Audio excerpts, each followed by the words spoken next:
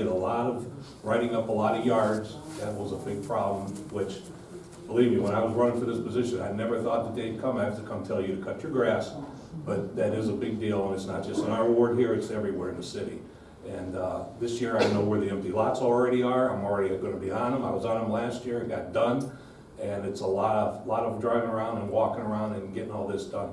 But that is something that needs to be addressed more and more, because we are too many rental places and other people that aren't taking care of their yards. And I'm also knocking on their doors. If they got a problem, they need some help.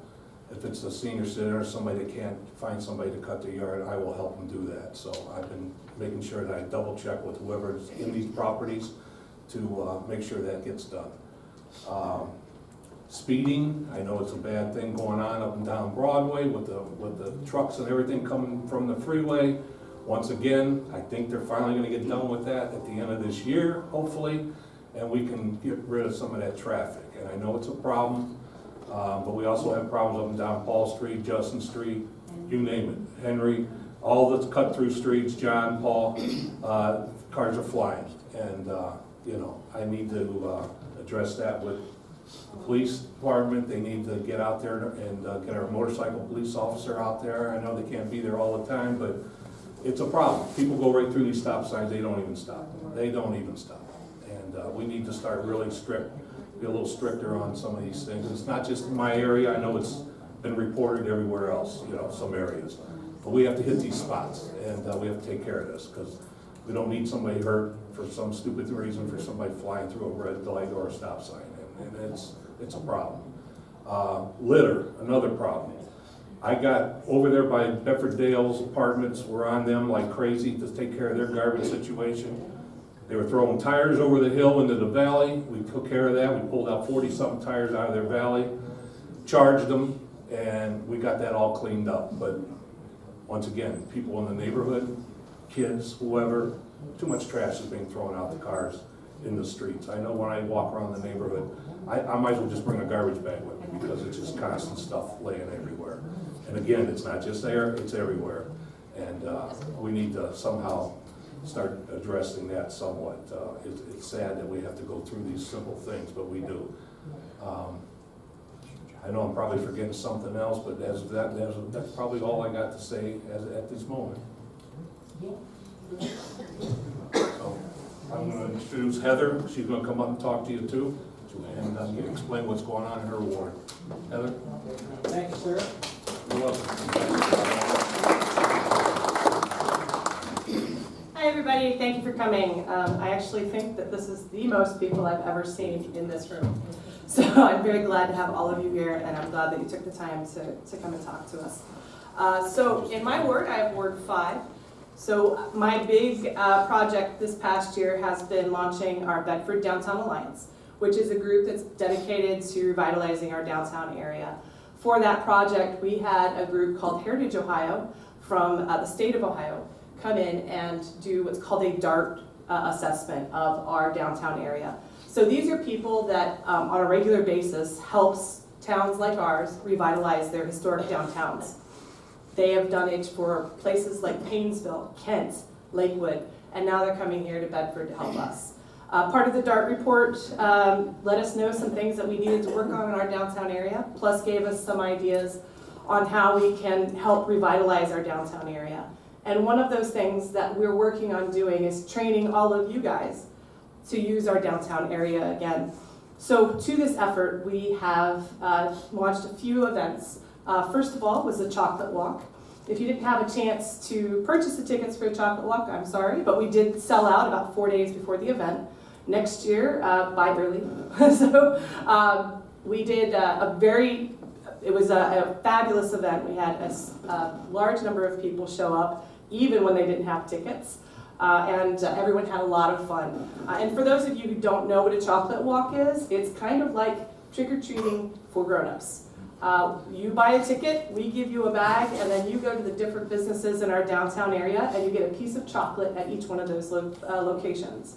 So we had 36 locations, tickets went for $10, and so you got 36 chocolate treats for your $10 ticket.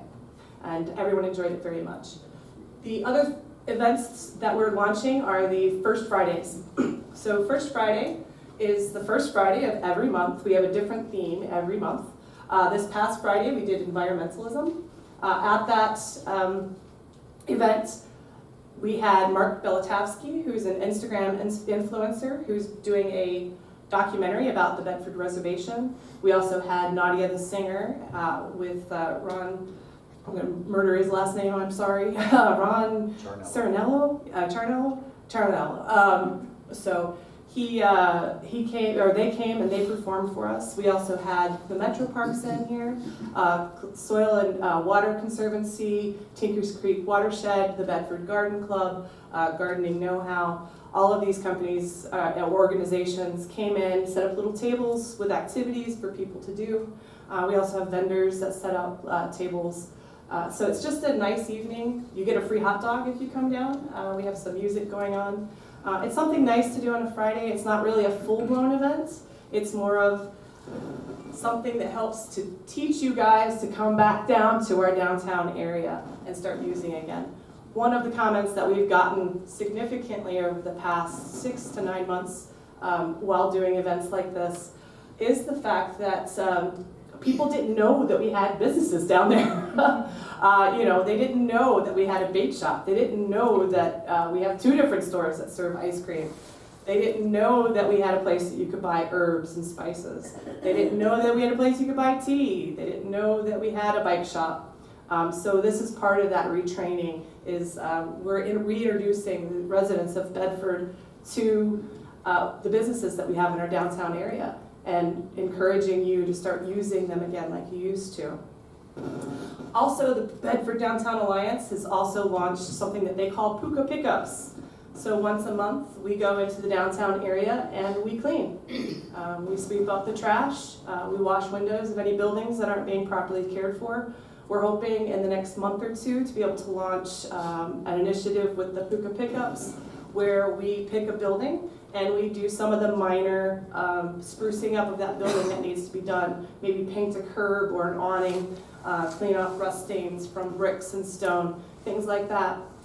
We are also going to be doing some things on the Commons to help encourage people to come visit the Commons as well. I have to make the final clearance with the city manager, but we should be able to have checkerboards and backgammon boards on the stone tables downtown, along with some of the pieces to go with that, so we can hopefully start to encourage people to just hang out in our Commons area again. Use it like the public park and the public space that it was intended to be in the beginning. Another big thing that we had going on in Ward 5 was Ellenwood. Ellenwood went through some significant renovations over the past year. I know that this frustrated a lot of people because it was closed for so long, but the improvements to Ellenwood have been significant, and it's also safer for our children. One of those things that they launched, or one of the things that they did when they did the renovations to Ellenwood is to remove the asbestos that was in the building. So this makes it, not that it was unsafe for our children before. I do want to make that clear. Asbestos, as long as you don't move it, it doesn't hurt anybody. But we did remove that harmful material from the building, so we don't need to worry about it for future things. We also will be starting shortly to have professional video. While I do a very nice job, it's not as good as a professional. So they should be starting that hopefully our next meeting. My understanding there were some wiring issues that prevented them from being here today. But that allows some of our older citizens and some of our citizens that aren't able to make it to our ward meetings and our council meetings to be able to still keep up on what's going on in our city. I really truly believe that making sure that all of our residents are aware of what's going on in the city is vitally important to a healthy community. So I'm very glad to see, I think that the fact that you are all here is proof of that you guys are aware of what's going on in the city and you have questions. Maybe you're angry, maybe you're happy, I don't know, but I'm really glad that you're here because it means that you have an understanding of what's happening in our city, and that's very important to community. Some things that I've been working on, we currently have a vacancy law overhaul, kind of in a holding pattern. We're hoping to bring that to the council here shortly. I was also able to make some changes to our downtown ordinances so that we required that the landlords have dumpsters.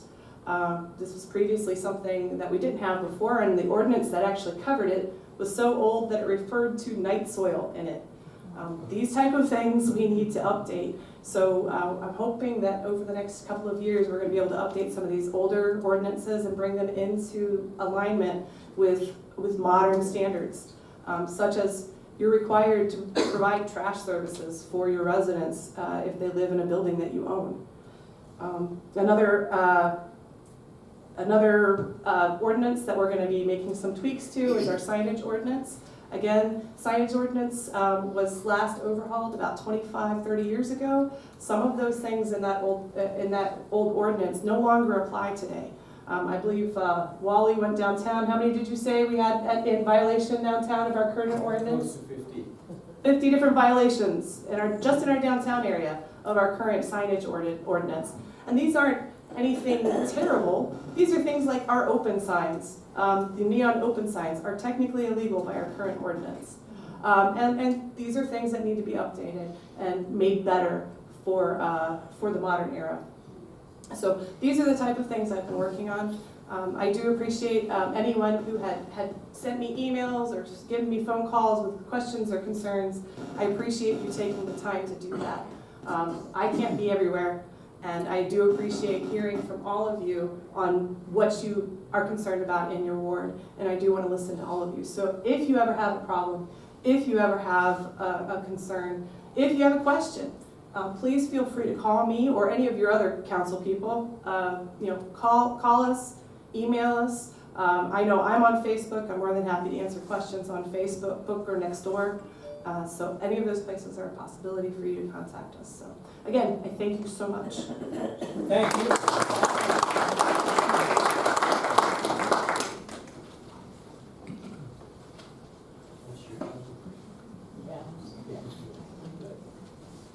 Good evening, everyone. Good evening. I appreciate everyone for coming tonight. I'm Mike Malice, City Manager for the City of Bedford. For those of you that don't know, I will say we are off on the right foot already because the last ward meeting we had computer issues, so there was no presentation. We had to go off of memory. So at least we got that going for us, so that's a plus. One other thing before I get started, and I'll be brief. This presentation is kind of a minimized state of the city with some recent updates of things that have taken place over the last 3 months, some things that we've been working on. But I might not touch on every single item on here. If you want to see it, we'll make sure it's up on our website, and we can always email it to you as well. But before I get started, I did want to mention Paula. Thank you. She did a great job. She introduced everyone behind us. I did want to identify a couple other individuals. Councilman walked in a little later, Ward 2, Wally Janudis, joined us. And I also wanted to touch on 3 other individuals that put in a tremendous amount of time and effort to our staff. That is our finance director, who's hiding over there, Frankie Ambrose. Economic development, our business liaison, Jennifer Kuzma. Our assistant at the service department, Sean Francis, who's standing in the back. Each of them play a vital role as long as everyone behind me. I can tell you that the things that we get done and we're able to accomplish doesn't happen without their leadership and their leadership of their departments, and most importantly, to work as efficiently and effectively as possible. They do a great job, and I'm obviously always grateful for them. Just a real quick overview. Last year, 2018, we did conclude our general fund balance just under $340,000. That also, there's an additional $4.4 million in reserve that's currently in place. So the most important piece is 2019, we are balanced. First time we've been balanced in a long time. We've had to make some substantial adjustments. Obviously, the public passing our income tax increase played a part in that, but we're proud to say we are finally there. We have not received any of the annual cuts, the 1.9 million annually that the state pulled back in various elimination of taxes. We have not received any of that back. However, if you have been following the news, there is the discussions of the increase in the gas tax. That will generate some funds for Bedford, but understand that where they're looking at right now, it's going to be somewhere around, could be anywhere from $150,000 to $230,000 additional that we would receive from the state. However, that money cannot go directly into the general fund. That has to be strictly earmarked for roads, road repairs, road improvements, things like that. So will it help? Absolutely. Still doesn't recover a lot of that 1.9 million that they took, but I think it's a start. You know, as a member of mayors and managers, I can tell you that Mayor Kochi and I have been active in really having the discussions with the group for the, we won't get it all back, but trying to get something back from our local government fund. Our local government fund, at the peak, we were probably receiving $800,000+. You know, that is almost below 200. That was a huge item that the state cut from us. That our organization is actively working and having discussions with the governor to bring some of that back. We're not going to get all of that back, but I think it's time that we try to get some of that back. And that would go towards the general fund and helping some of our operations. But as far as where we're at now financially, we're balanced. We're moving forward. We have, you know, obviously some irons in the fire, as well as some things that are happening that will obviously help us. Now, I did mention the passage of the tax, and you know, I can say that the city and city council and the administration are delivering on the commitment that we said we would address. Obviously, our budget is balanced, and we're continuing to provide the services that we were providing prior. We've completed hiring the 3 additional police officers. That was part of that piece. They have been hired. We're still wrapping up some training and things like that, but you know, we will see an increase in visibility. A lot of those quality of life issues. We're working to address that. And the other thing is the major infrastructure in our street program. That returned in 2018. We did do a handful of roads and invested about $400,000 last year. The last time we did that was in 2007. Are we going to get to every road right away? No. You know, we didn't have that program for, you know, a decade. But we're going to continue investing that every year to try to identify streets. Sean, our service director, Clint Beller, our engineer, has already gone citywide. They did it in the fall, but they again did it about a month ago, I think it was, and assessed all of our streets. And obviously, what are the worst of the worst? City-owned streets. That's not county-wide and statewide. But city-owned streets, we did an assessment. We know what they would cost to resurface those streets. And those are the ones that we're going to be going out to bid to repair this year with the $400,000. Obviously, if we get some of that gas tax in, you know, in years future, you know, we can maybe get another street or 2 done. But that's another thing that we're committed to doing, and we are doing. The other thing that we're in discussions with service department as well as the fire department is looking ahead and how we address some of our larger vehicles in our fleet. You know, these are things that you have to plan for now and not wait till they simply just stop operating as we expect them to operate. I will give you an example. The service department, we have a vehicle, and you can see up here, it's a 1992. It's a backhaul that we use to suck out the catch basins, sewers, things like that. You know, it's a big ticket item, $300,000+. It went down last year. Lucky enough, we have great mechanics on staff. They did some welding, did some creativity, and it is functioning. But we need to look at replacing that. We also have 2 pieces of equipment in our fire department that we're going to need to come up with a plan to replace that. This isn't something that you just go and you say, all right, you know, we're going to spend $700,000 on this piece. Looking at all this together, you know, it's well over $1 million. I can tell you, Frank, over the last few months, and myself, and we've run some numbers. We've looked at, you know, do we go out and borrow? When is the right time to borrow? Obviously, when you deal with our bond ratings, you you want to show a balanced budget. You don't want to show a loss. That plays into your rating just like a credit report. The worse it is, the more you're going to pay. So a lot of that has to do with timing, and we're looking into that now. And we're making a commitment to try to get those things addressed.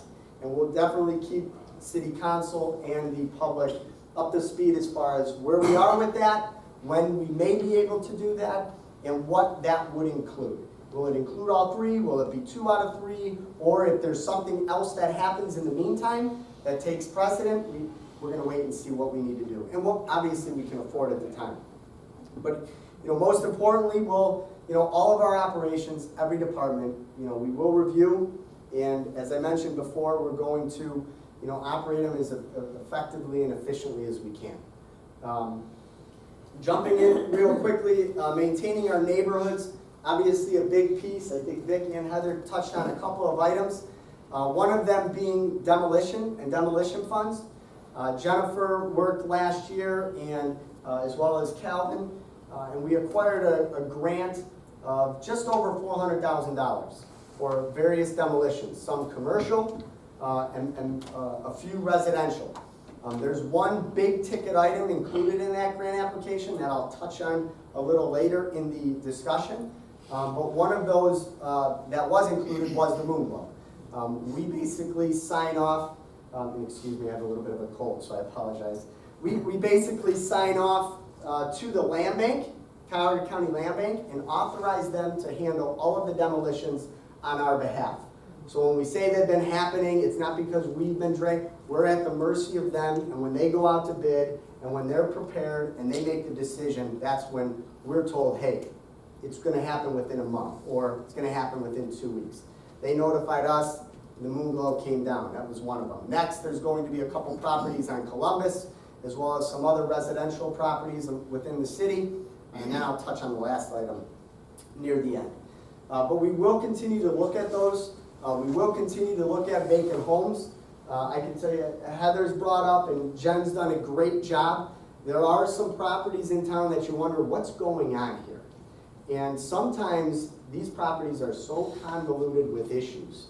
Getting Cuyahoga County to really push and push and push, it's a challenge. And when I talk about issues, we have a home that we're going to be talking about tomorrow that is $70,000 back in taxes. How is that possible? It's been vacant. Why isn't a tax foreclosure happening? Why aren't things happening? We've made it a point to identify some of them, but also continue to push Cuyahoga County. They know that residential property tax is an issue. They've been talking about it for about 5 years. They knew this would have been the second wave after the bank foreclosure issue. People got out of the bank issues, but what's sacrificed is their ability to take care of property taxes. And here we are, now they're 3, 4, 5 years in the rears, and they're starting to lose properties. So, if the one thing I do want to mention, in conversations that we've had with the county, if you are $1 behind or 3,000 behind, they're going to send you a notice. They're there to help you. If this is the first time you get that notice, don't ignore it. A lot of people, there's pride, they don't want to follow up, they think something's going to happen. They're there to help you. The ones that they're going to facilitate action on are the ones that people ignore, or are the ones that people say, yep, put me on a payment plan. They pay the first month and then they're gone for the year. Put me on a payment plan again. They make one payment, gone for a year. There's some properties where the homeowner did that 5 times. They're not going to allow that to happen anymore.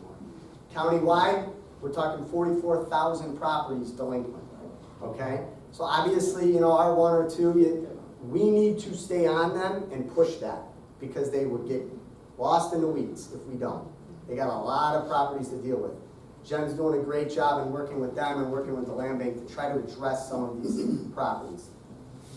As far as Vic touched on grass, grass is definitely something that always comes up. I can tell you that we've already sent out friendly reminders to bank-owned homes, vacant homes, homes with 0 water usage. Now understand, We've received some phone calls, there'll be a senior, someone might live by themselves, I got this letter, why am I getting the letter? One of the easiest ways for us to identify homes that most likely are vacant, we look at our water department, we have that, and we can see 0 to minimal usage. We send letters out to everybody as a reminder. If you're a senior and you get it, we're not targeting you. We're simply going off that to generate our list of what homes, vacancies could change by the week. We wanted to identify that. We looked over the course of a month, identified the 0 to minimum usage, as well as the ones we are aware of, and we sent those reminders out. So if you see a neighbor, if you see a property, and that grass is starting to get long, contact us. If they got a friendly reminder already, we're gonna cut it. We'll order it cut that day, and our crew will get out there, and it might not be cut that day, but we will call it in. If not, then we'll send a letter. But they get it one time. We're trying to be as efficient as possible to deal with that. The other item is trash warnings. You know, there's been some issues with trash. You know, people putting their cans out way early, leaving them on the curb, and then leaving them out all week. You know, we've walked up to a couple people, and I think one of our officers said he was walking his bag down to the curb. He says, what are you doing? I just walk it down every day. Well, that's what we're doing here.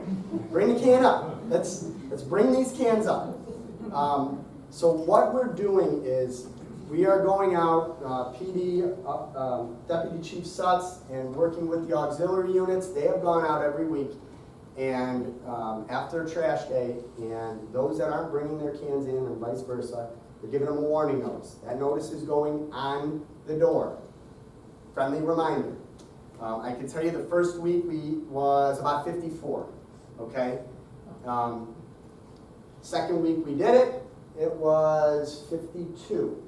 Somewhere around there. Now we thought, the good news is, there was no repeat offenders. The bad news is we got 50 new people that don't want to bring their cans in. We're going to continue to do this for a couple weeks, but understand, and it was in the paper, and I believe it's in the water bill, mid to end of April, if you are a repeat offender, you're going to be fined.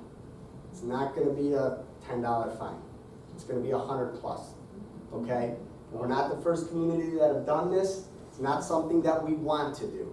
But, you know, having cans all over and, you know, that's a quality of life issue, and we want to just get ahead of that soon. We're not looking to, you know, out there saying this is what has to happen. We just want some cooperation.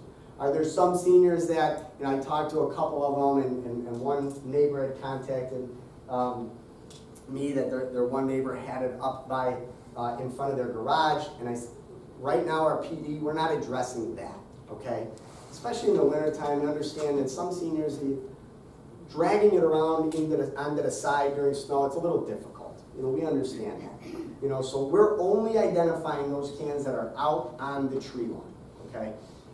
So we're going to get after that. Those are some things that, you know, we're going to try to touch on and just try to squash it. I don't know what the most recent numbers were.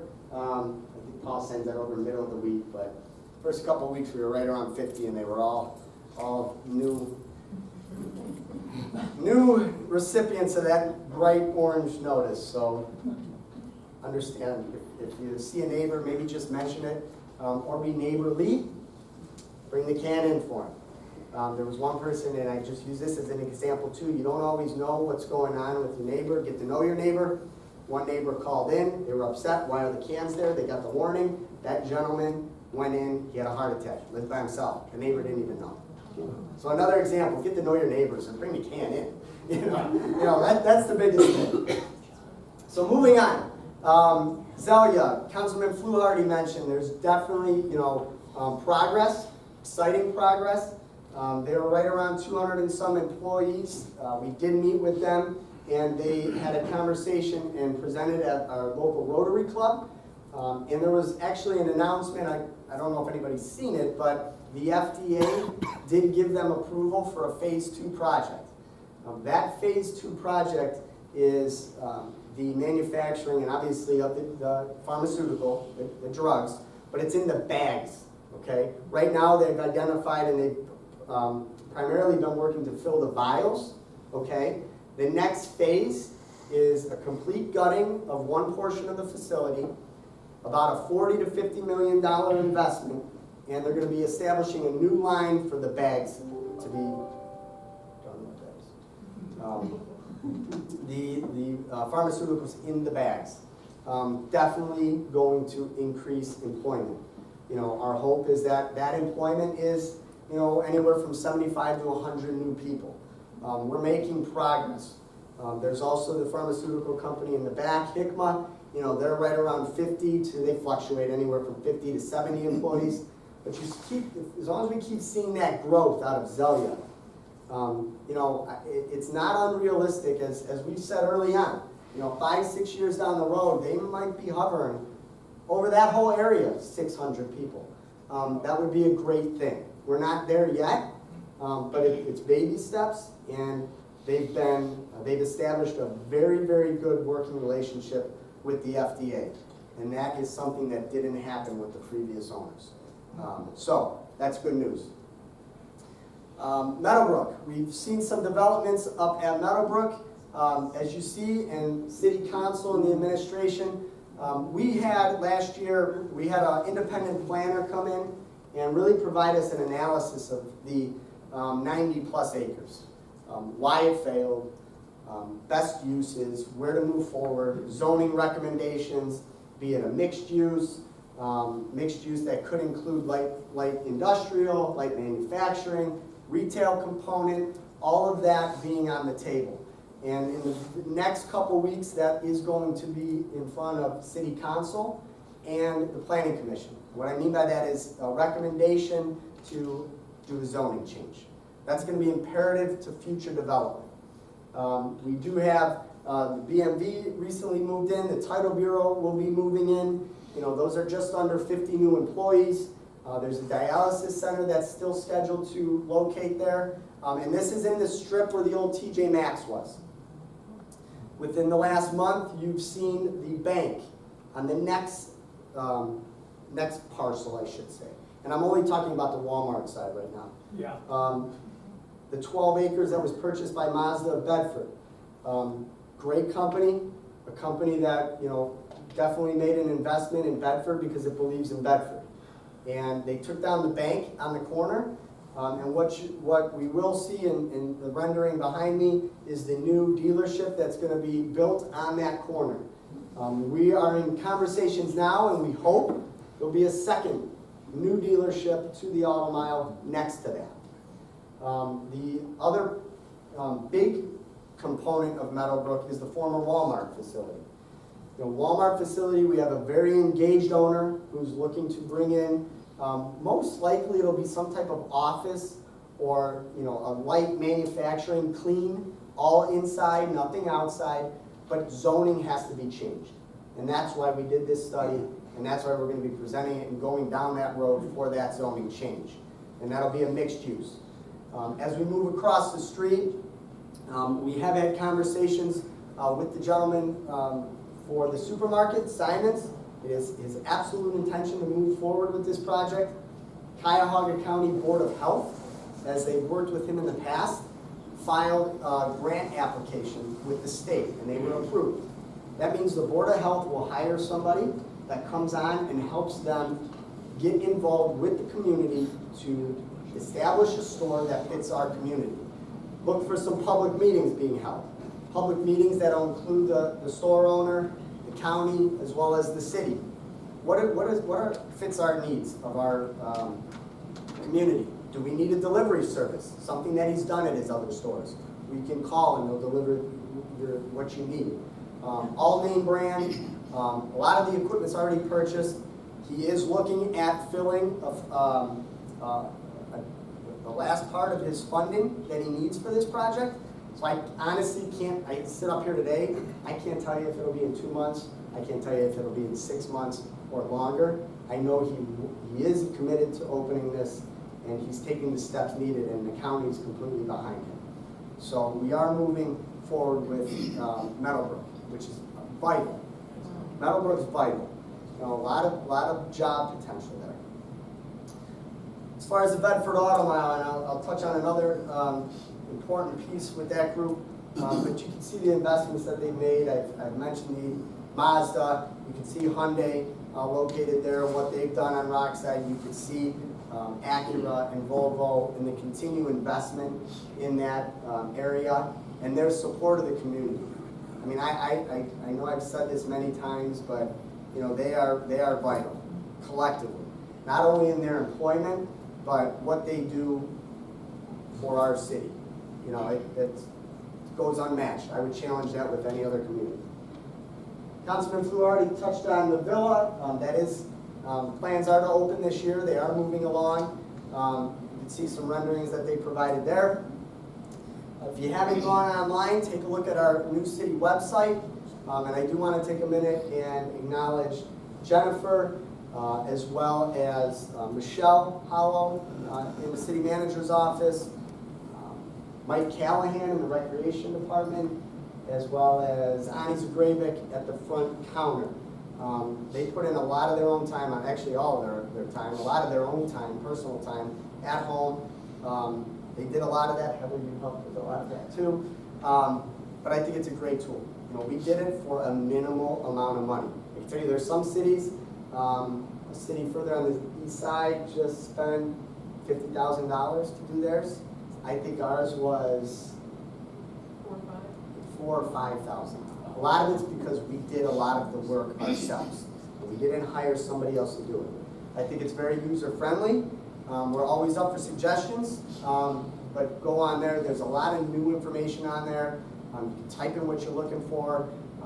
Much more easier to use and navigate. So that was completed and launched earlier this year. Hey Mike, can I just mention something? Part of the reason that this new website is really great is now you can use it on your phone and your tablets, which was something that we previously couldn't do with the old website. Thank you, Chancellor. Just going over a couple of these items, Tinkers Creek Commerce Park. We talked about we're very engaged with the property owner, Cuyahoga County, as well as some of the current businesses there, one of them being Art of Beauty. Art of Beauty is doing great things. Art of Beauty is looking to invest and expand in Bedford. So look for something to happen up at that property. They're going to be vital. As these companies grow, it's more employees. You know, they came here with 40, somewhere around there. They're over 50, and there's plans to continue to grow. And that's what we want to see. St. Peter Chanel update. For those of you that aren't aware, Bedford City Schools purchased that property. Obviously, it's something more long-term for the future of the district. Will it include new schools on that site to establish a campus-like setting, which a lot of districts are doing? Could be. Those are answers and decisions that the schools are going to make. But one of the big questions out there is the Chanel site. Does the building have to come down, or do they want to keep it? I can tell you to tear the building down, it's $600,000. To get rid of the asbestos, it's about $1.3 million. That's what it will cost to clean and to get rid of it. You know, we talk about asbestos and it's expensive. You have to get rid of it. If you're going to keep a building or if you're going to tear it down. Either way, it's got to go away. One of the items, and I talked about that demo grant, the $300,000 was the max.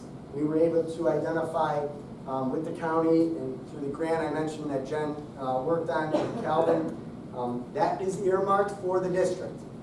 If they want to tear the Chanel down, they'll have access to those funds. Those funds are only available through this year. So they're aware of that. They're making some decisions. We're behind them with whatever that decision is. If they choose to keep Chanel and renovate it, great. If they choose to tear it down and plan for the future, that's great too. I think having our school district control that property is very important long term for Bedford and for that site and that area. Very important. Community policing, we touched on some of the items. I will throw over to Deputy Chief Stutz to give a little bit of an update on our K-9 unit. Some recent developments, unfortunately, but he'll touch on that. Most of you already saw on our Facebook page, our K-9 Mike passed away unexpectedly about a month ago. We have received word from the insurance company they are going to purchase another dog for us. That probably won't happen until the fall when we can get the schooling done for the officers. So we will be getting another canine. We've already got the vehicle, so just a matter of getting a dog paid for and getting another officer trained. Thank you, Rick. As far as our second unit, we do have a second canine unit that is out now, Luca. The department was successful last year in obtaining a grant for that, for half of that canine. And I mentioned the auto mile. They actually just recently sent us a check about a week ago for a reimbursement of the other half. So that second canine unit didn't cost the city a dime. It was paid for through a grant and through the auto mile. Motorcycle unit, bike patrol, those things are going to be out again. Those are quality of life issues. The bike patrol made possible through Broadway Cyclery. They provided a fully equipped motorcycle, equipped pedal bike, not motorcycle, that, you know, when staffing allows, we will have an officer on patrol, especially through the historic district in downtown, just for that added presence. And that's an important thing. I talked about our camera program, or I'm going to talk about it, the auto mile.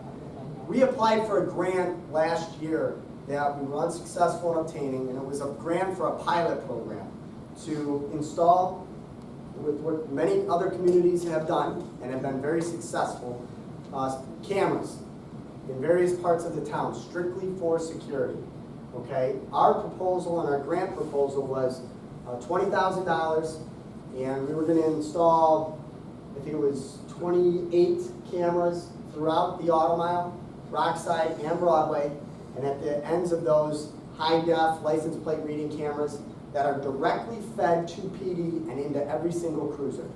If you are rear-ended and a white Mercedes takes off and leaves the scene and you call 911 and our officer is out there, he can pull that camera up and see it and identify the license plate and the direction it's going that quickly. We were unsuccessful in getting that grant. However, the group, you know, after we revised the camera total, and I think it's still around 20, 25, they cut us a check and they want to do it, pay for it to be done anyways. So we are starting that project. It is going to be along Broadway, in the auto mile, and Rockside. If it's a successful program, yeah, obviously we'll have signage up. We want the public to know, hey, listen, it's security purposes. Not necessarily for them, but for visitors, for our residents. If it's successful, we may look at other areas to do this in. We may look at the historic district. Whatever the public feels would be wise, city council, we'll look at those things. But to be able to kind of roll out a pilot program that's not costing us anything, and I want to add that they will be tied into each dealership's Wi-Fi, electricity, all of that. We're not paying for anything. That's going to be a good program, and we're anxious to see that being up and running. Deputy Chief Sutz is very involved in that. I touched on Art of Beauty. I also want to mention Data Basics on Broadway.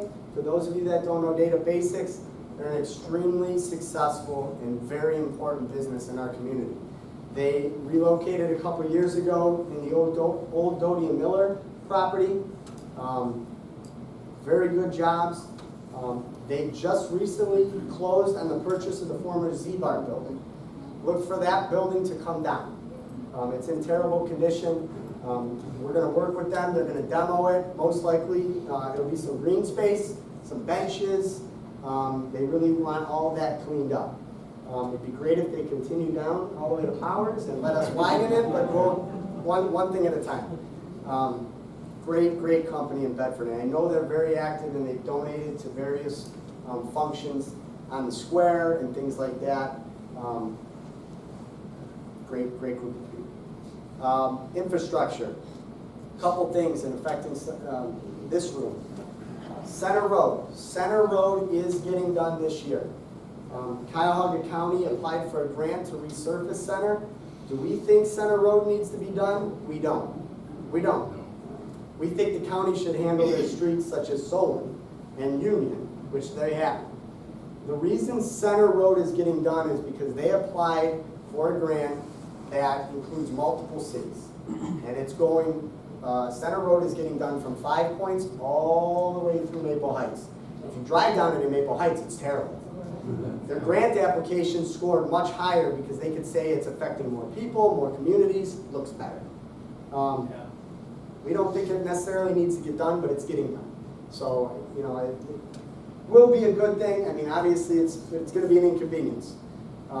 That's happening this year. The good news is that they're starting, I believe, in Maple Heights. So it won't really affect us till later this summer. Our GIS project, we got rolling on that. Clint Beller, Sean Francis, very involved, as well as Jen.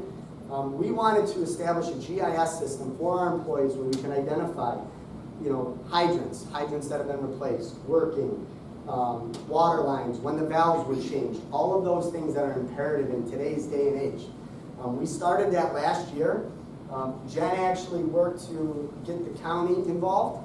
The county is looking to, as they put it, they want to use a city to share all of their data and create a Cadillac GIS system, okay? And they want to basically show that to all the other communities in Cuyahoga County, saying this is how we can help you. Jen worked to facilitate the Cadillac city to be the guinea pig as our city. So that's going to happen. The county is going to be involved with Sean and Clint and our water department in creating that model that we can utilize and help us down the road. Very important that we have that. I talked about Union and Solon. Solon, we continue to push the county to address. There's no plans to address that right now. Union Street, there is plans, although it's not immediate. This is what we can share. We applied for a grant to replace the water line all the way down Broadway, all the way down Union, replace all the electrical upgrades down Broadway, and then resurface all of the road, and then the county coming in 2020 to do Union Street, which is when they want to do it. Which would be fine. It would take us that long to get all that done. We did not receive that grant, unfortunately. With that being said, we know Union's an issue. Union has to get addressed. It makes no sense for us to pressure the county to repave that now. That water line is from the 30s, I believe, in the 30s. Planning, you do that water line first, then you come in and pave. The city has decided in council, city council is supported, and appreciative of that, to go ahead and pay for the complete water line replacement of Union, which we're doing this year. We're going to be going out to bid for that project. That project's going to take the majority of this year. By the time we're buttoning up that water line, county will come in and then they'll repave Union. But we're most likely looking at 2020 for that to be completely done. But it's starting this year, and we have to start with the water line.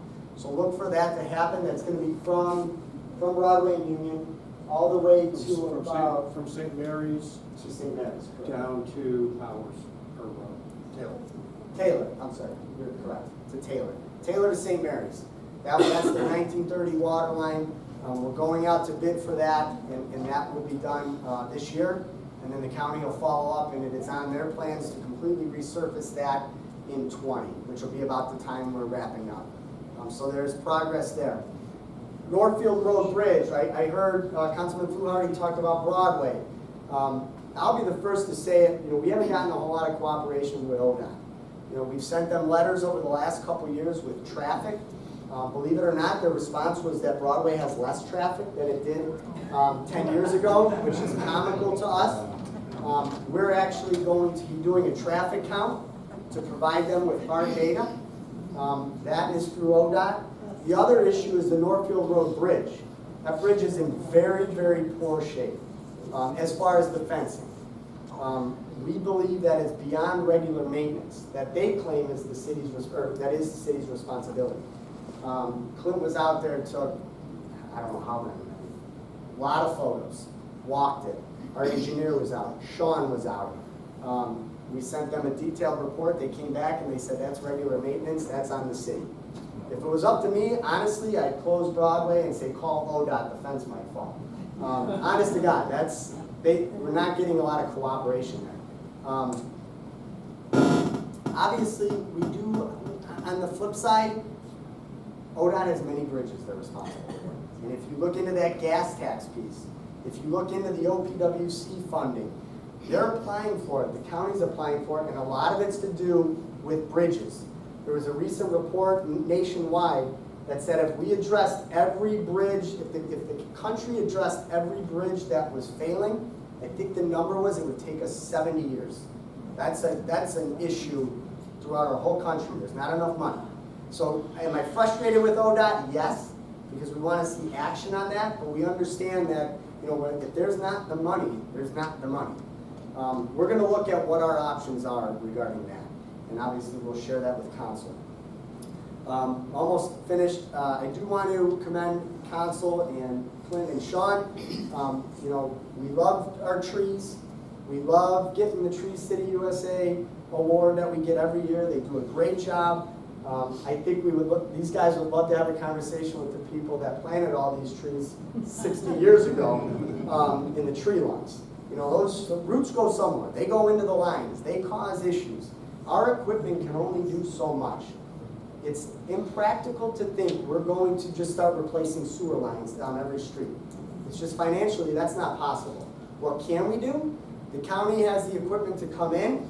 They can clean and has the equipment to clean these lines. Will the roots grow back over the years? Sure, they will. But as preventative maintenance, we need to start somewhere, and we need to start earmarking money every year, contract the county during some trouble areas that we know where there's heavy roots, and they come in and they clean it. And they did that last year, and we did it in areas, we did one side of Gould, some other areas of town, in one of the wards here. They're going to be coming back out to do the other side of that street, and then we'll look at other areas of town as well. But this is something that the county, or your council has earmarked annually. We're going to start budgeting $10,000 to do this preventative maintenance. And, you know, obviously, is it a new line? No, it's not. But it should alleviate some of the issues with, you know, water, heavy water on the road. And obviously water on the road is better than water in your house. But we want to, you know, obviously we want to make sure we keep those things clean. Hey, Mike, can I make a comment on that? Yeah. I just want everybody to know, the conversation that started that particular program being put in place was started by Tim and Vicki Fetterman. So Tim had said to me at one point in time that, you know, why am I talking to you about these things? And this is why. Is because that conversation resulted in a line item in our budget being added in order to fix a problem that he saw in his community. So I would like to let all of you know that when you come and talk to us, it can result in making a change in this city. And that's a prime example. So thank you very much, Tim, for doing that. Thank you. A couple other things real quick. We talk about infrastructure, we talk about water and buttoning certain things up and replacing leaks. Service replaced 50+ hydrants last year. Some of them leaky hydrants.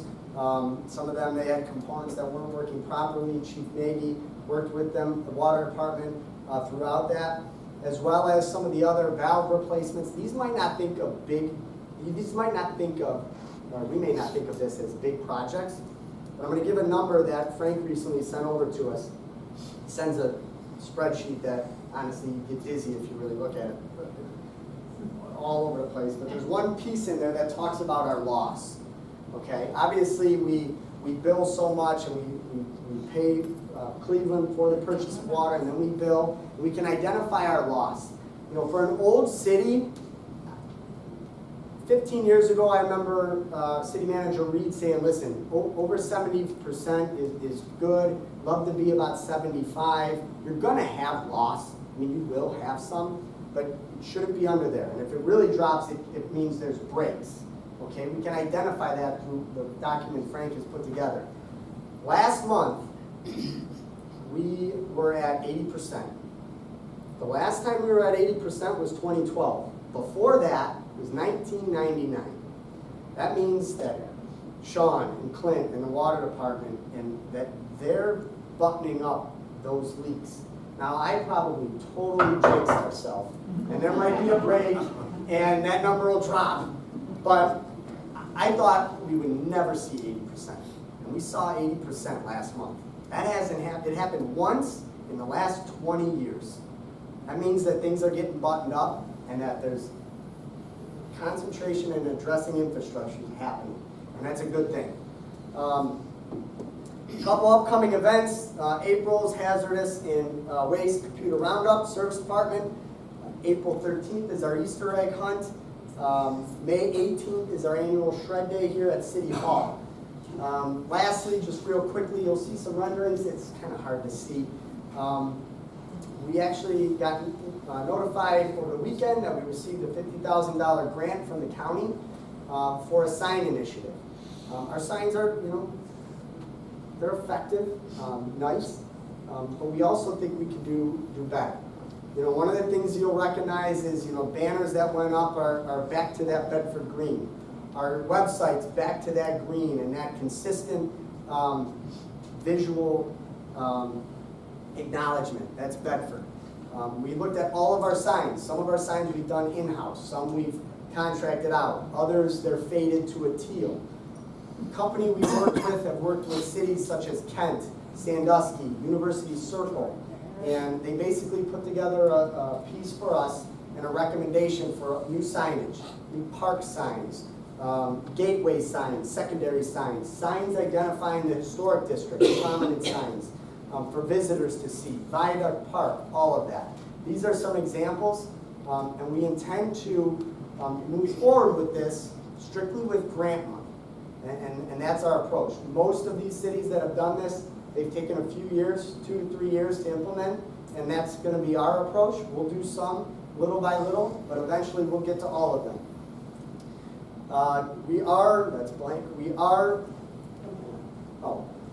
With the moon glow coming down, we are now actively scheduling meetings with various organizations. Jen was on it today, scheduling a meeting with Metro Parks. We also have a meeting that's getting scheduled, and the mayor is scheduling the other one with a couple of different restaurateurs, I said that right, individuals that own multiple restaurants that are interested in that site. And that's been our goal all along. We would have loved to have that come down last year, but we were at, as I said earlier, the mercy of the land bank and how quickly it takes them. Now that it's down, we're going to engage these groups. We're going to engage the Metro Parks as far as finding the remaining funding needed for the trailway that'll go over the falls. That if you saw Cleveland.com today, Bedford was ranked number 5 as far as scenic falls in Cuyahoga County. We want to highlight that some more. And lastly, we continue to work with Dakar on the production studio at the old U.S. Bank. That is not closed yet, but they are committed. They met with the school board last week regarding a couple of items, and we're working with them. We're here. We want them here. There's still hurdles to overcome. There was actually a nice article today in Cranes about the group. They want to be in Bedford. They want to be part of this area. They love that site. We just got to get them over the last couple of hurdles to close that deal. But look for that to happen as well. It took a little longer than I thought. I apologize.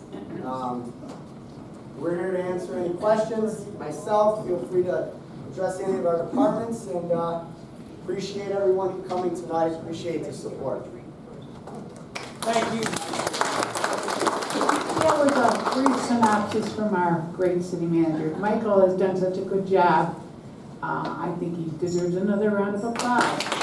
Now we're going to have a question and answer period. The first thing I would say is, let me tell you, I'm here because I'm representing our mayor that should have been here tonight, but he's doing a goodwill gesture for our council lady, Mrs. Spinks. Her husband, he had very serious surgeries this morning, and he was there for moral support with his wife, and this is why I am here tonight. And also, we thanked all our merchants in the downtown area, and there's a lady here from Ward 3 that also deserves a round of applause, and that is Diana Moet. She's in charge of the Meals on Wheels program, and a couple of our departments do a yearly or a monthly goodwill gesture and donate to the Meals on Wheels. And I understand she needs volunteers if anybody's interested. The nice weather's coming, but I'd like to give her a round of applause for the wonderful job she does. So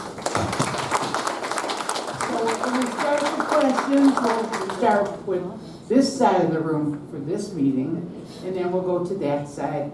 And when we're out there, you can come up and talk to us when you're ready, or ask us questions too. So whoever has a question, please touch Wendy. Give us your name and ask away. And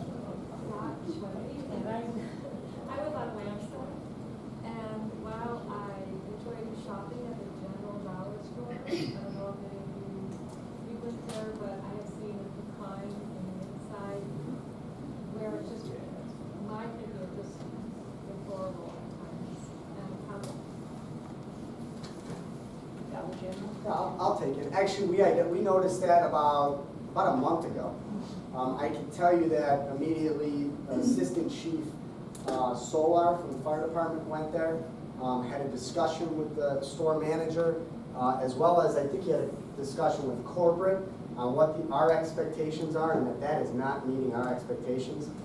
He followed up the following Monday, and they were actively working, and that was about a week and a half ago, that they're committed to addressing those items, and they were actively working. He saw progress. I'll be honest, I didn't have a conversation with him over the last week, so I don't know if there's any more to add, Chief, but we were aware of it. We brought it up about 2.5 weeks ago, and there was progress, and we're on that. Before we get to the second question, we have Don Saunders, our councilman of Ward 6. He just joined us. And I believe Wally from Ward 2 has been here. And it was my error. I'm sorry, I didn't recognize you earlier, as well as some of the other administration. So if we have a question coming from this side, you're more than welcome. Sir, come on up. Jim Fetterman? Yes. Mike was talking about the safe vehicle replacement. The grants and Safe vehicle. Fire trucks. fire truck. Oh, well, actually, it wouldn't be a grant, it would be, we would have to purchase those. Right, so what I'm wondering is, I know it's too late for this now, but shouldn't we have been setting money aside for such purchases all through the years instead of waiting 20 years? But oops, we need $300,000 now to replace a vehicle, of whatever type you need. Sure. Should we be setting aside You X could- amount of dollars a year You for could- the purchase of a You vehicle? could earmark funds in a line item. That's one way of doing it. Another way of doing it is you go and borrow a certain amount of funds in a bond, and you combine it with other items. I will say that if we were to do that and have significant dollars that we were having to do every year, probably from '07 to just last year, we wouldn't have been able to put anything in, or we would have had to drastically cut something. And that's just the reality. I think, Frank, Yeah, we had as far established as a fund years we were, ago, but that was depleted. And at the same time, with the closing of Bedford, it took all the funds. We could lose it and lose it and lose it until this year, every year, and even millions in some years. yeah. Just not making ends meet. You can't put money aside when you're losing money. So there's just no way to do that. And that was the situation. It's hard. I mean, Now, you're losing. we're bottoming out, just to break even. That means you still don't have funds set aside. So the only way you're gonna come up with funds for that is to borrow Yeah. over time. The only way you can do that. Here's the thing that bugs me about all of this, is that if I'm losing money in my house, I'm done. You guys go on, borrow money, do this, do that. As an individual, I can't do that. So how can you consistently lose money year after year after year, however long Frank just said it Well, was? we're Right, you're in the hole, and we're you not have we're enough losing money to from run the we're city. losing from what we lost from Benvenue and the state. I If you understand. add those up, you're talking 2.4, 2.6 from Benvenue, 1.9 from the state. That's not our operating budget, to be quite honest, to Yeah, say, Over the years, we have mentioned how we were losing funds when we had Sure. the funds that were lost from revenue, which was 25% of our revenue, in some cases with 40% of our revenue, and literally left us with 1 year of revenue and then went out of business, to 0. So when you look at that, you had to make up those funds, where we went back, we did the refuse fee, we had the income tax increase, which was huge, to get funding back to where we were. As time went on, as that was going on, the state decided it wanted to cut 4 revenue sources on us to nothing. So it compounded itself more and more and more. And of course, we had to come back more and more to the public. And thanks to the public, we have been able to turn that around. There was no other choices in those matters. We studied many ways. We cut back, we cut people, we cut, we were way down from where we used to be on the number of employees. And we've got to do the same type of work that we've been doing. We've got to do it smarter, contract out where necessary, and that's kind of how we have it make ends meet, and we still continue to do that. Every year, the budget's tighter and tighter and tighter as we go. And next year, I'm already working on it now, it's gonna be tighter again. So, that's just to make ends meet. Yeah, I mean, yeah, if you can put it in there. it's If I great. like describe the revenue Yes, and situation not right only now is with there- income tax that we have the income of the individuals down. The net profits was changed recently. The state decided they were gonna go allow all the nettings of all the businesses and the carry forward losses, which now generated another $200,000 loss. Didn't have to do that, but they decided to do And it. it's- The only thing saving us right now is the business income and withholding from the number of jobs that we're creating. That's what's keeping the city afloat, right there. Which I And, don't and remember. right, so that's a good answer. And not only is it vehicles, understood, we were 6 putting, years. money in for vehicles annually. We were putting money in to plant new trees, to contract out tree removal, various different funds that were done. It wasn't just, well, we'll stop putting into the vehicle fund. We had to stop putting into various funds. There were a lot of funds that were built up that were being whittled down before we really got to, okay, hey, where are we at? We weren't gonna make a knee-jerk decision. That was actually mentioned in 2013 by the former mayor, when Bedford announced the closure. I had also mentioned that to the public in 2014. I mentioned it to the staff that we wouldn't. I mean, if we wanted to keep status quo of how it might have been 10 years ago and address all that, to be quite honest, we would have went from, I think at one point we were at maybe 140, 150 employees. Today we're 15, 20 down. Honestly, we take the city down to 35 employees to make up that 3 million. And then there's not, that's not an option. So how do you go about paying for this stuff? If you borrow for it, how does that work? Well, one, obviously, if there's debt that falls off, that's one option. Two, you have to create revenue, bring jobs in, see our businesses grow. These things like Art of Beauty adding 15, 20 employees. Figure every job's $1,000. Figure it that way. To borrow $1.5 million or somewhere maybe a little less, you're probably talking $100,000. Okay? So you need to start, okay, how are we gonna do this? We need to actively see that development. That's why we talk about Meadowbrook's important. Someone might not think, oh, big deal, 50 jobs. That's $50,000 that the BMV brought us every year.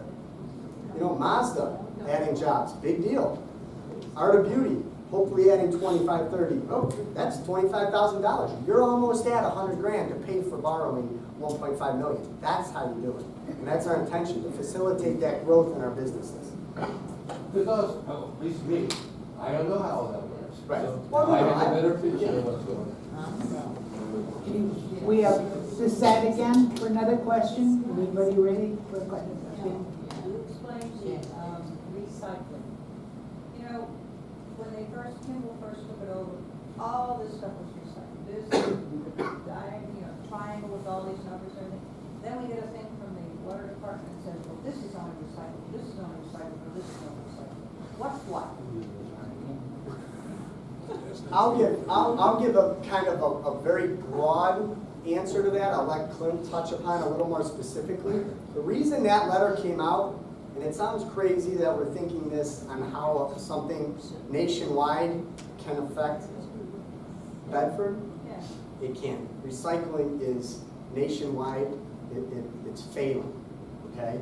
People are not recycling properly, and you actually see there is a huge issue with China. China taking all of our waste, all of our recycle, everything. That's where it's been going. This battle with China and the trade, all that, they've notified us that we're not taking it anymore. The waste haulers are identifying people aren't recycling. We can't just send it along its way. It's not being done properly. We can't recycle this. They actually went, so we work with Kimball, okay? Everybody here. Clint did a great job working with the other service directors, and we entered into a long-term contract with them.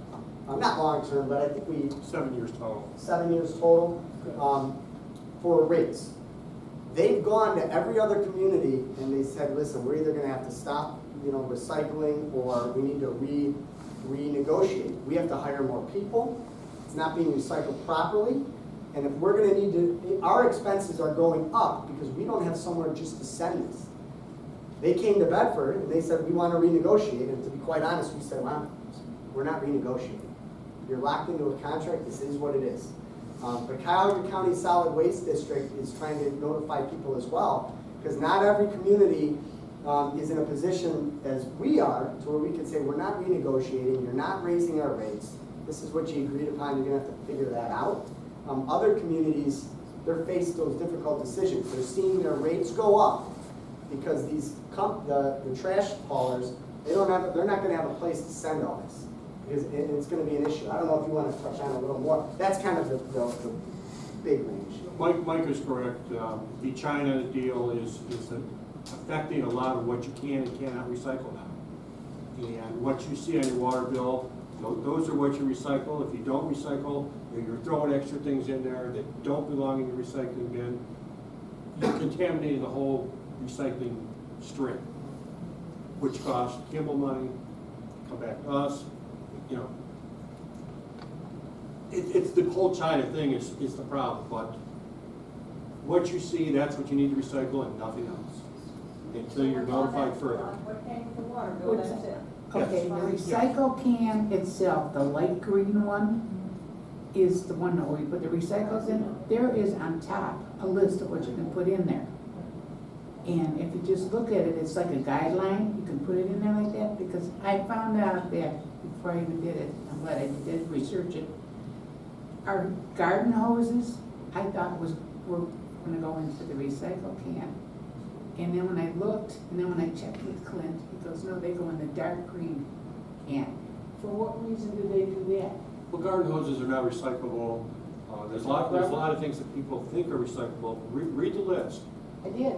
Because if it's not recyclable, you throw it in the recycling container, I you read the contaminate list, the whole stream. and I did what the list said, put it in that dark can. But, like I said, why does it have to go into the dark can? Because that's rubber or plastic. It's not recyclable. Okay. So it goes in the garbage. The one thing just to add, Clint mentioned that it contaminates the stream. What that ultimately does is it goes to trash and it increases our tonnage, and we're billed by the ton. And that's why China refused the recyclables, because they were contaminated. And they don't want the contaminated recyclables anymore. They're being picky. We want clean recyclables. So that's what happened. So it's very important you recycle just what it does in recycle. We have Gemma. The question is, if you put something in there that doesn't belong, it contaminates it, that whole container goes to garbage, right? Not necessarily. It goes to a sorting station, but now it's all manual labor. It costs money, So the best thing to do is recycle just what it says to recycle. You don't put yard waste in there. You don't put grass clippings in there. If they see a can full of grass clippings on top of the recyclables, they'll leave it. They won't pick it up. And we've instructed them to do that. So what's on the lid of that can is correct? For the most part, yes. Okay, that's what I wanted to know. And also, the city provided the residents with a little magnet for the refrigerator of telling you what goes in which can.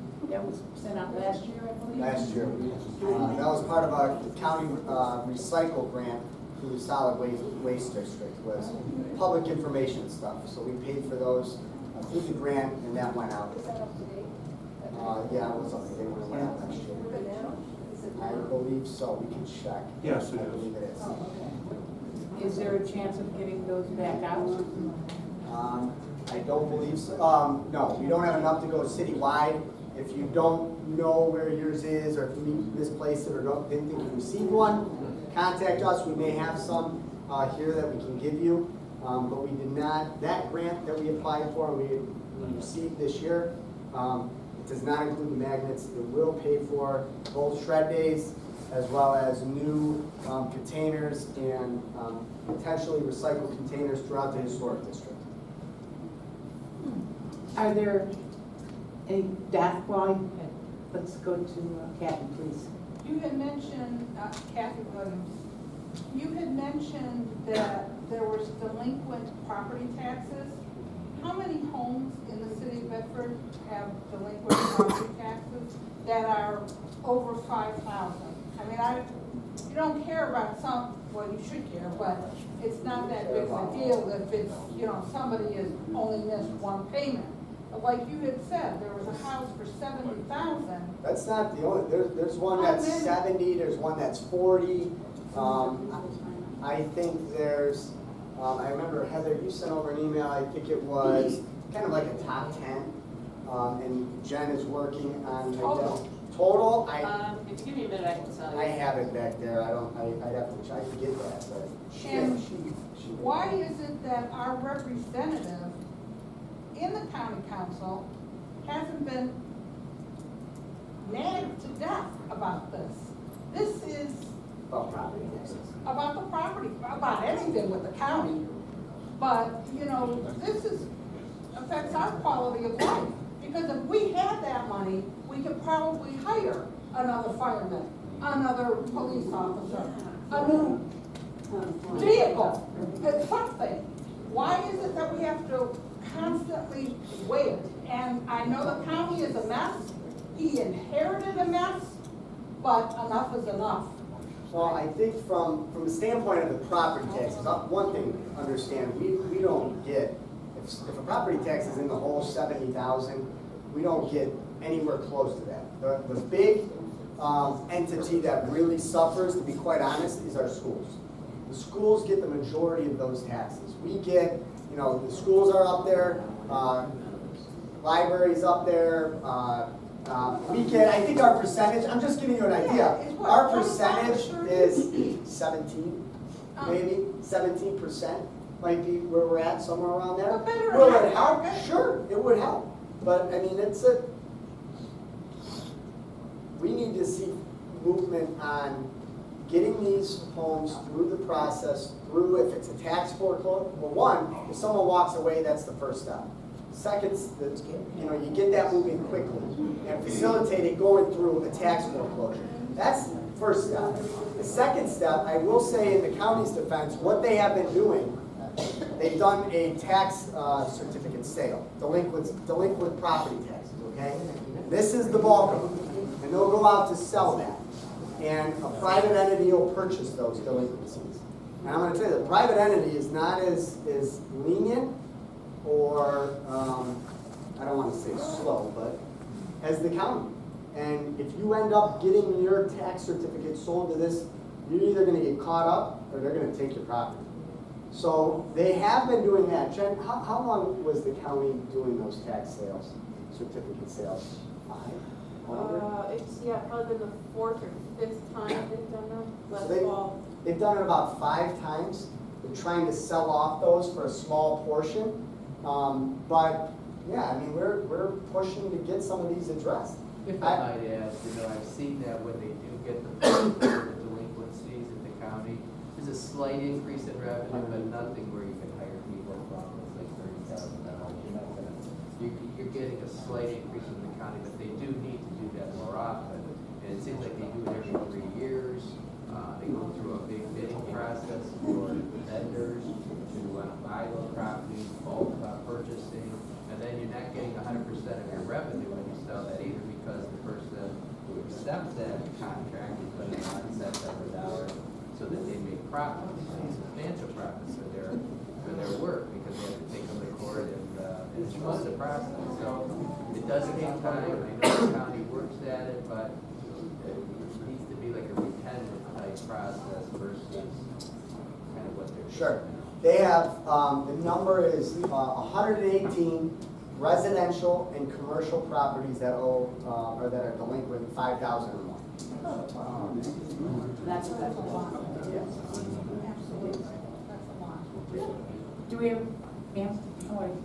Lori Hoover, how is the trash situation being addressed with rental properties?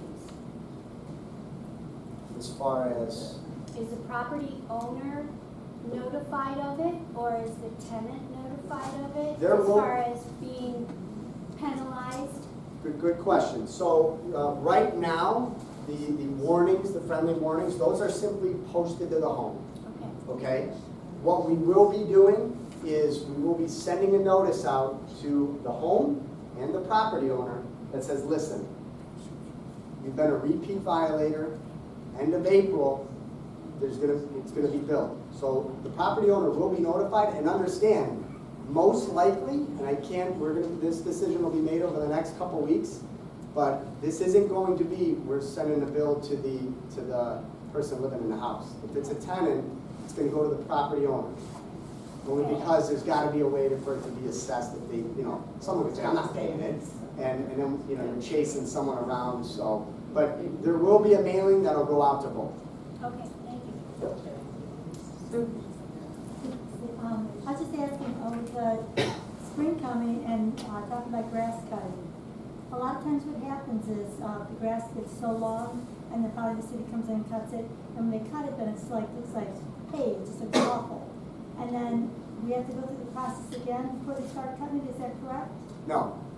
So once they receive that letter's for the year.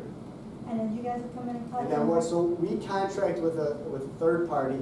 And listen, if that third party, if the grass is long and they come in and it's a terrible job or whatever, contact us. We'll reach out to them. We'll make sure they sweep the walks. We don't want to just come in there. Yeah. So let us know about that if they have to come in. But once they receive that letter, that's it. If we go in and we cut it, and if, let's say it's your neighbor, and in 3 weeks, not your neighbor, it's the lady at 717 McKinney. That's my number. So if she, that'd be my fault, but if it's not cut, okay, and you call and say, hey, it's been 3 weeks since you guys were out, it's already up there, we'll go right out again. They don't need to get another letter. And they'll get billed again, 200. The other question I have is the rentals. I know they have a lot of issues with rentals in Bedford and trying to capture some of these owners that take the upkeep on it. Can you speak a little louder, or? Just about rental property and trying to get hold of the people that need to keep the upkeep on the property and trying to get them things done. We get things in place and then somebody leaves and they repurchase the property and then we start this whole process over again and we got properties that are declining and they're looking really horrible. Sure. And I know, I'm just trying to think of what we can do to help this process. We're actually going to be working from a standpoint of exterior maintenance is a big thing. And, Calvin and I have met and we've talked about a regular process of going through town. Obviously, it's not, we have 5 in our department, so we're not going to be able to get through the entire town every year on exterior maintenance. Obviously, if there's a concern and you call us or council contacts us, we'll get out there and we'll do an exterior maintenance assessment and then get that process started. I think sometimes there are frustrations, and understand there are many homes that we'll send out a notice, we give someone a second notice. By the third notice, at that point, we do work with the court and they get cited. And at that point, we really try to work very closely with the court, because at that point, we've exhausted what we can do. We need the court to put some pressure on them. But as far as a regular getting through town, we're discussing that and how it would work and how effectively or how often we can cover the entire town. We're talking about that now.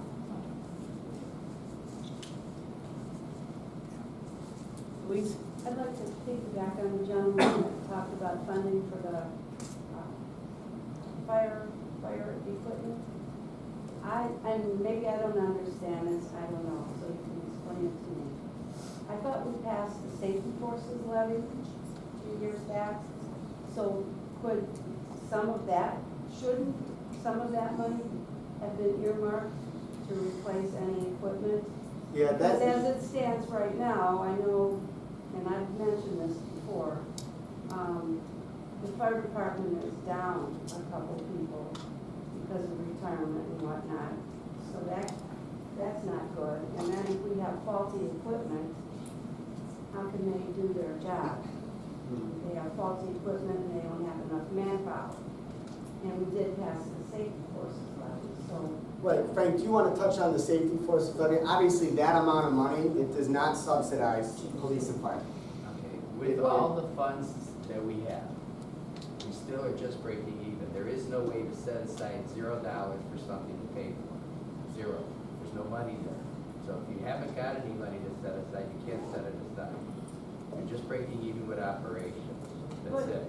Now, there is no funds set aside. There's a reserve. That's it. When I first got here in 1990, we went and got ourselves the first ladder truck. We still have it. And that was $500,000. That was way above our levels of funding at that point too. Plus, you're going to pay for it as you go. Okay? So I'm a firm believer also that as you're using the equipment, you should be paying for it. And that's what we're doing. When we fund this or we go out for bonds or debt for this, make no mistake about it, we're going to have to pay for this. Okay? It's not something, you don't have the funds now. You have no funds to buy this equipment.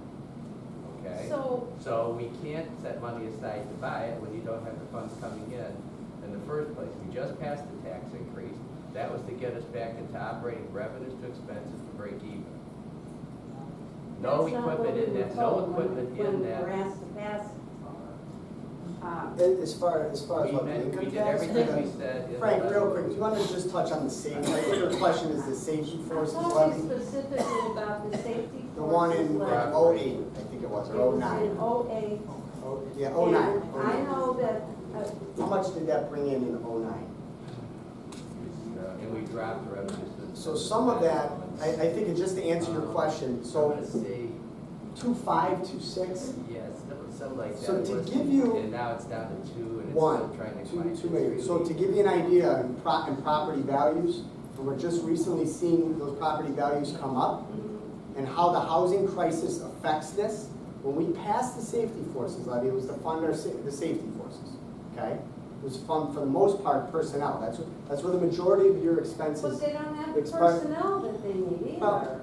Listen, Novak, we can discuss that We're in here to discuss it now. It's fine. So there's a couple of things. So people can hear So, what they voted for and they're not getting. well, hold on. We voted for maintaining where we were at with those departments. At the time of the safety forces levy, I think it was 09, okay, we were at the same manpower that we were now. In 2010, real quick, honestly, we're giving specifics. We didn't reapply Okay. for the Listen, no. grant that was hired and not expired. Well, I'm just gonna, I'll talk a couple of facts here. In 09, we had the same manpower in fire that we have right now. In police and fire, we wanted to maintain our levels that we had. We passed the safety forces levy that generated about $2.6 million. Property values and the decrease in property values drastically affected us. That was not an increase, that was a levy, property taxes. With the value that has dropped, those values dropped 20%.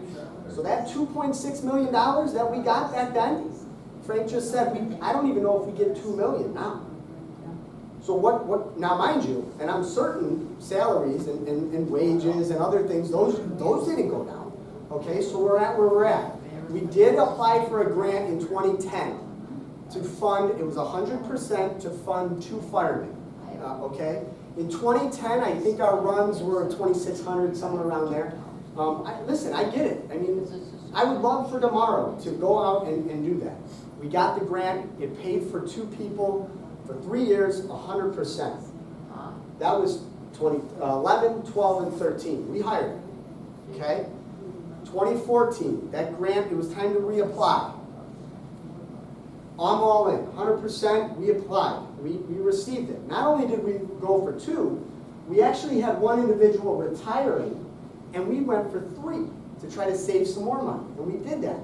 And actually, we had discussions, I think the union was in the meetings in 2010 and 14, and we said, listen, we're 14, so that was 15, 16, 17, okay?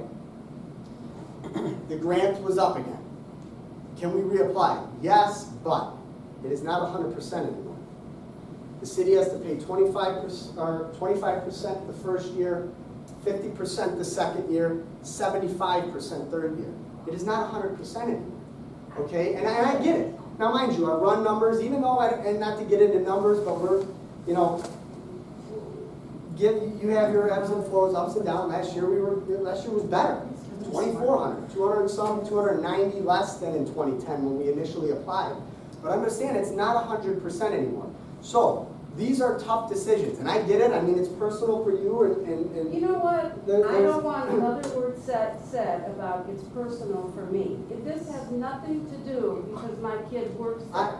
This has to do with the fact I've lived here for 45 years, and I've seen great services from everyone in this city. Absolutely. Police, fire, service, you name it. I care about this city. as do I. And I care about the people who live in this city. As do I. Don't bring the fact that my son worked, this has nothing to do with it. So we're at, But I passed a levy, and I know a couple policemen were hired because we have the need for policemen. and that was based on what, But I also know that they're down a couple, I don't know, on a couple ships, I believe. correct, there's two that are So one my down. question now is, and our fire chief is here,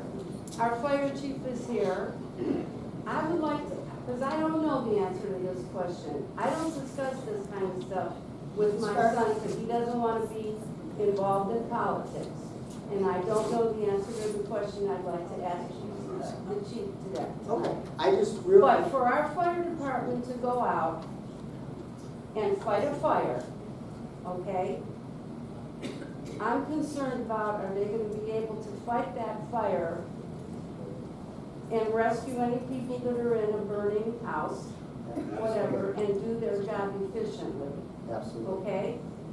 I'd like to know how many people you need to safely fight a house fire in the city of Bedford.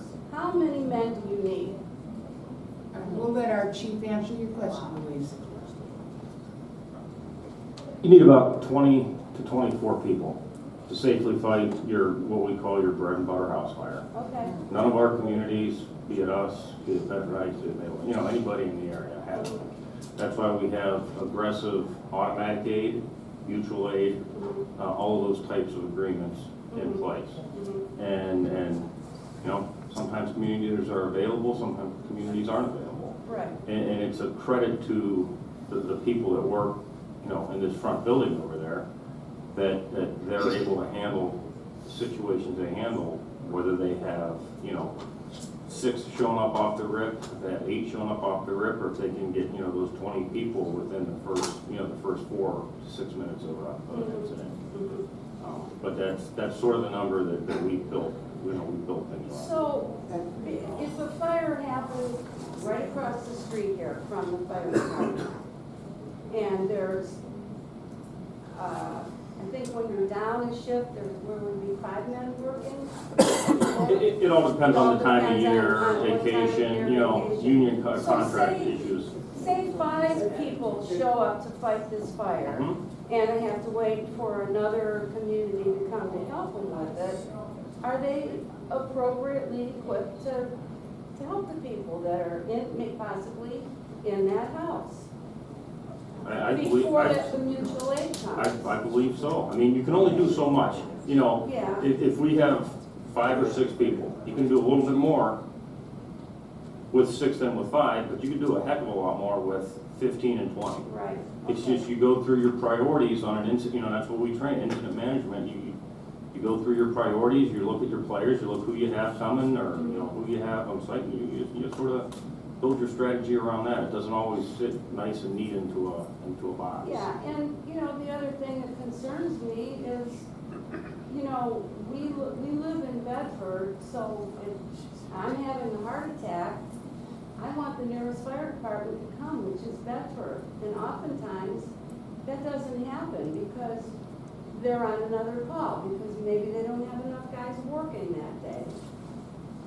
I'm just looking for safety. I agree, and I completely agree with you. I think so, for the most part, we're not at we're never at 4, okay? Well, that's what I'm our- asking. No, Are no, we that, at that right, level? that's what I'm, I don't know. no, we are not. Our shifts are actually 9, 8, and 8, okay?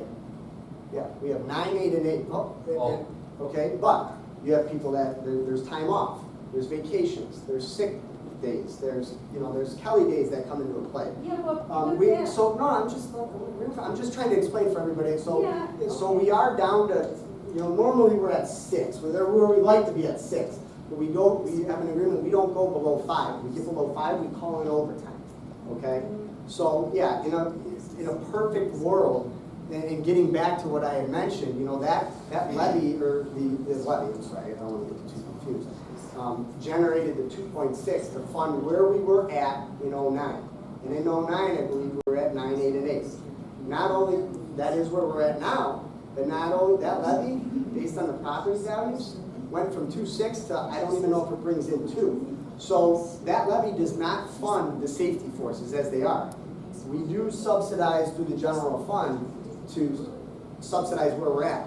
And trust me, I would have loved, and I asked Chief earlier this year, let us know what that grant is.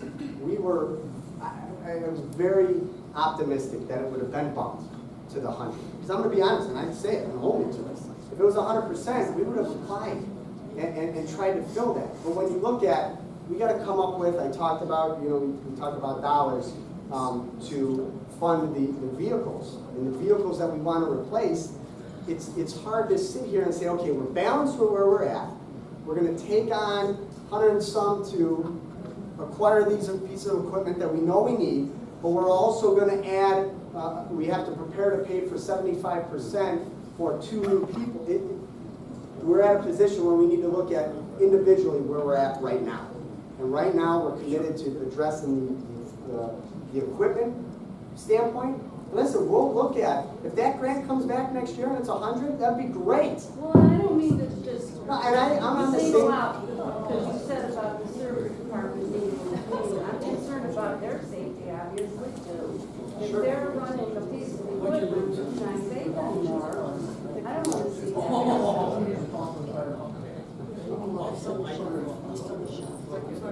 So, I agree with you on a lot. But we have to choose. It's not that I'm,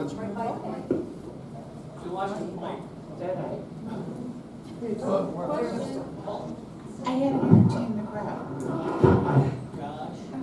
I'm sorry. Frank, would you like to ask a question? Yes, I think Jeff was first, but if, No, you, okay. Mike, Frank Spiker, I'd like to ask you a question, Mike, further developing the economic development question.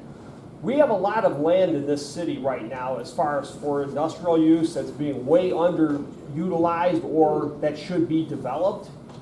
That also includes prime time property with rail siding as well. sure. What are any plans? Go ahead, I'm sorry. What are any kind of plans that might be in the works to start developing that underdeveloped land? So one of them that I mentioned earlier was we have 30 plus acres. We don't have a ton of open property that, large scale acreage in Bedford. I mean, Bedford, we're kind of built out. There's a couple different areas that we've talked about. One of them is Tinker's Creek, Commerce Park, 30 plus acres. When that, and we've this is beating a dead horse here. That property, to be quite honest, it was developed for the sole purpose Benvenue was acquiring it. That's why it was, that was the primary, that and obviously Taylor Check. We know what happened with Benvenue. All right, that developer, he owes $3 million on 30 acres. Do the math, he's got to sell it for $100,000 an acre. There's no negotiation. He owes the county $3 million. If you look at county loans and county economic development loans, and they sent a printout a few weeks back as far as their loans. That loan on Hemisphere, or the Tinker's Creek Commerce Park, is the highest loan that the county gave out. They still owe $3 million. So have we had people that came? We've had people that have offered them build new building and bring jobs here, $50,000 an acre. It's not even being entertained.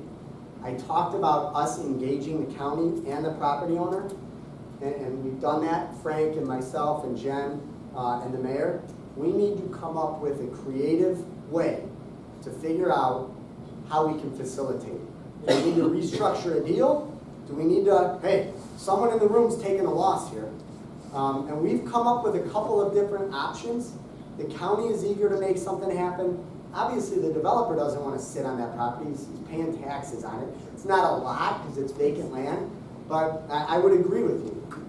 The challenge is it's $100,000 an acre. And coming out of the foreclosure crisis, there was a lot more inventory in available buildings for a business to say, you know what, I'm gonna buy this building for $1 million and put $500,000 into it, and it's great, then buy acres for $100,000 an acre and then have to spend $3 million on a new building.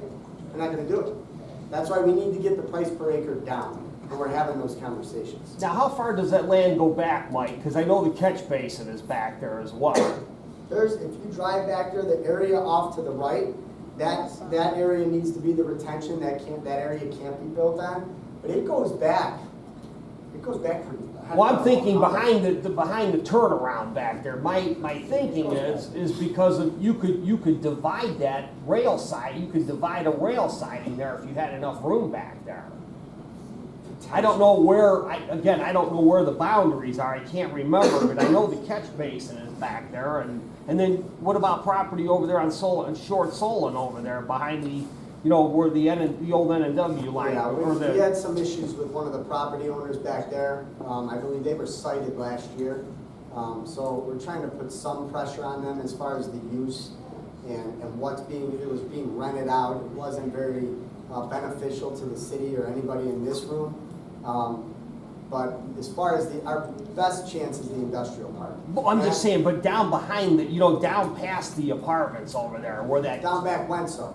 Right, as you get back past there, where they, as it gets down towards the bridge down there. I don't know how far the Bedford line goes down toward the bridge, but isn't there open land over there too? We own some land down there, down off Solon on the underpass, but we lease that out to JTO. It's the landscape company for the most part. MRLM. So minimum amount of business. We did try to sell that property. Understand, we originally acquired that when we wanted to make the deal with the billboard. And we made that deal with the billboard. I think it generated about $300,000. So it was almost like a wash. We had the acreage. We worked to sell that. The issue was the county paid for a phase 1, where they go out and they see if it's contaminated or not. There was surface water containing that property back in the far corner. So it instantly was flagged as contaminated. It's really not that, could be cleaned up, but the issue is when MRLM was gonna buy it, a bank wouldn't lend to them. So what we did is, they wanna be here, and they're fine with it. They signed a lease with us. We just last year renegotiated for better terms. I think the biggest benefit for them in our lease that we have, and Clint was adamant on it, is they take all of our leaves at no cost. To put that into perspective, I think Leaves, chipper material, logs from tree removals, everything goes there free of charge. that was included in the lease. An example, Bedford Heights takes their stuff there, I believe. One of the communities takes their stuff there. Last year, they had to pay them about $15,000 to take that. Those are costs that we negotiate in our lease, so it's free, thus trying to keep our expenses down.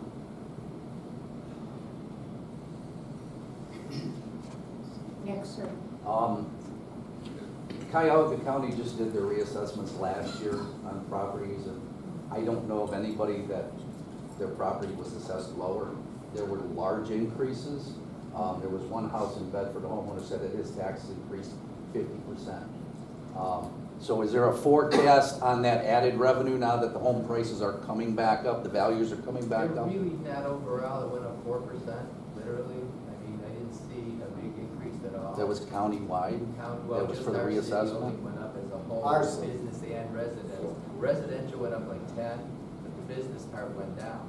So when they countered each other, the valuation hardly went up. Once months of those where we hear everybody else went up 10, 15, 20%. Because it's, Not I mean, it's every- gone up And since then for a correction, that 2008, where 9, values it's come up. went, at one time we had dropped 30%. We were at 308,000 per mil. We are now climbed up to 226. And this is since 2006. So it's taken that long just to get a little bit of the value back where we used to be many years ago. And that's how bad the hits on that real estate took over time. And it's not like a school issue where you get the same amount of money every time, every year. Ours goes with the values. As the values go down, so do our the amount we collect. So that's why it hurts so bad when the values go down. And we're still selling houses way below where they should be. There shouldn't be any house sold for less than 70,000 in my mind in the city. But when I look and I see them at 39 or something's wrong with them, okay, if they're selling that low, they're still selling for that low. And 70 is only, the average was 103,000 in that time period. So when you look at the average value of a house back in 2006 was 103,000. Now you're looking at trying to get back to 70,000 for a value. So that's how bad it hit the real estate market took at the time. And it's still trying to climb back. It has not done so. So we still have 20% more to go, folks. So It's climbing gradually. I mean, some of the houses did go up, don't get me wrong, but as an overall, it didn't go up hardly at all. I was very disappointed in that, thinking that it should go up.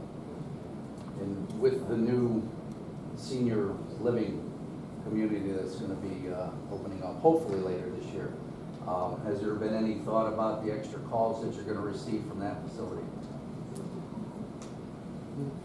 You know, again, it's It's gonna fluctuate, yeah, it's gonna fluctuate, yeah, I expect our calls to go up, there's no doubt about it. But as far as giving you a number, I wouldn't even be able to venture a guess. It's gonna increase. Is there any other, that has a question? Marilyn, please stand up. Stand up. There you go. Our former council lady of Ward 3, a very good friend of mine. Welcome back tonight. Quickly, Mike and I have discussed this. I have some dangerously bad sidewalks on my property. And Mike and Sean came out and looked at them. And I was gonna try to do them myself, but you can't get a cement company to come out and do one property, you just can't. So Mike said, well, hang in there, or Sean, somebody. They said, hang in there because we're reevaluating the sidewalk program, and we're gonna look at the worst of the worst, and maybe you'll fall in line for that. That was in the fall, I believe, so I just wondered where that stood. Marilyn, our street resurfacing project is out for bid as we speak. Okay. I think when those numbers come in, we'll be able to put a number together for the sidewalks. I mean, I know that I would be, what concerns me is I would be cited if somebody fell or something, and I live near a school. So then you've got a lot of people walking, parents as well as children. So I don't want to have a problem with that dangerously low. There's like 4 squares now from that tree. And my son said, well, the tree will probably have to come down. No problem. I don't care about that so much. But I do need those sidewalks fixed. So we'll be evaluating Okay. as soon as we get numbers on the street Thank project. you. Thank you. Is this anybody on my left side of the room?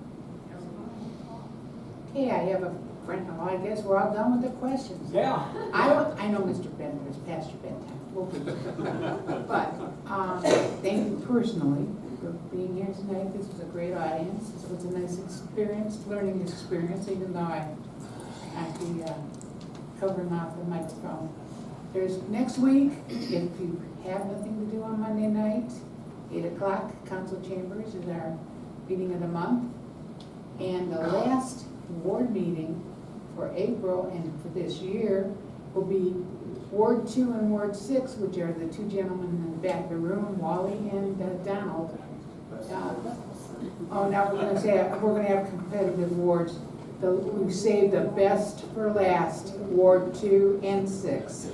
But like I say, thank you again. If you have any questions, they're gonna hang around for a few minutes I might, I don't know yet. We'll see. I think we owe every speaker that opened up their mouths tonight a big applause because they added to the function and feature that we had here this evening. And that's why we were here tonight, to hear the individual speak up for our kids.